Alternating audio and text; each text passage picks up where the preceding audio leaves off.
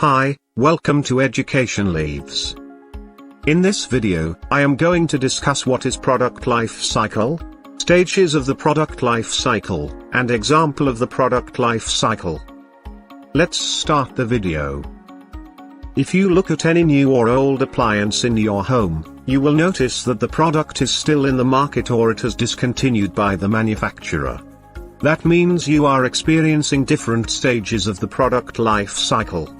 This process happens continuously to every product into the market, from the launching the product all the way through decline stages and eventual discontinuation. So, what is product life cycle? The term product life cycle refers to the time period a product is introduced to consumers, until it's removed from the market.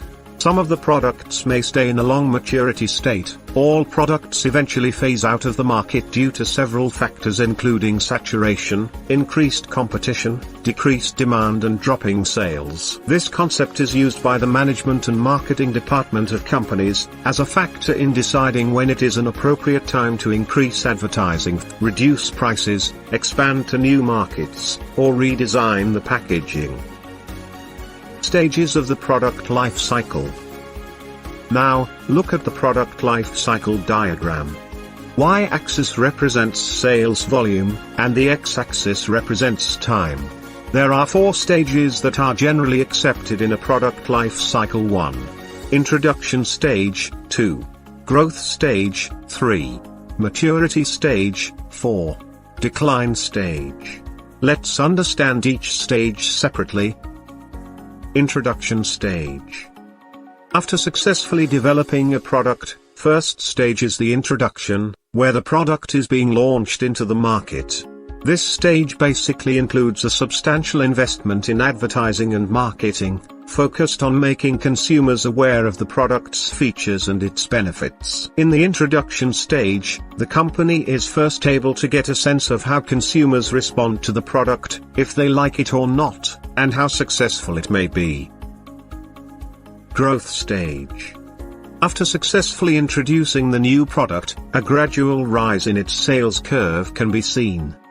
At some point in this rise, a significant increase in consumer demand occurs, and sales started to take off. If competition for the product becomes high, the company have to heavily invest in advertising and promotion to beat out competitors. As a result of the product sales growth, the market itself tends to expand. More new customers are becoming aware of the product and trying it. If the customers get satisfied with the product, they will buy it again and again. Maturity stage. This is the most profitable stage of the product life cycle. As the production volume increasing, the costs of producing and marketing decline. Also, its sales tend to slow, that indicating a largely saturated market. Companies will reduce the marketing, and starts to develop new or alternative products to reach different market segments. Longer or shorter maturity stage depending on the product. For some brands, the maturity stage is very drawn out. An example of that, Coca-Cola. Decline stage.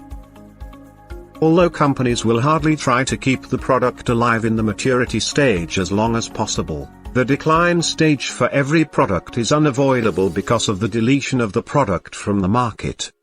In this stage of the product life cycle, product sales drop rapidly and consumer behavior changes, as there is decreasing demand for the product.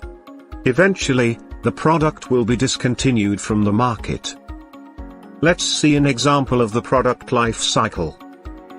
When the typewriter first introduced in the late 19th century, typewriters grew in popularity as a technology that improved ease and writing accuracy. However, new electronic technology like computers, laptops, and even mobile has quickly replaced typewriters, causing their revenues and demand to drop off. If you want to read in details or download the PDF, go through the link in the description. Like the video, and don't forget to subscribe to my channel.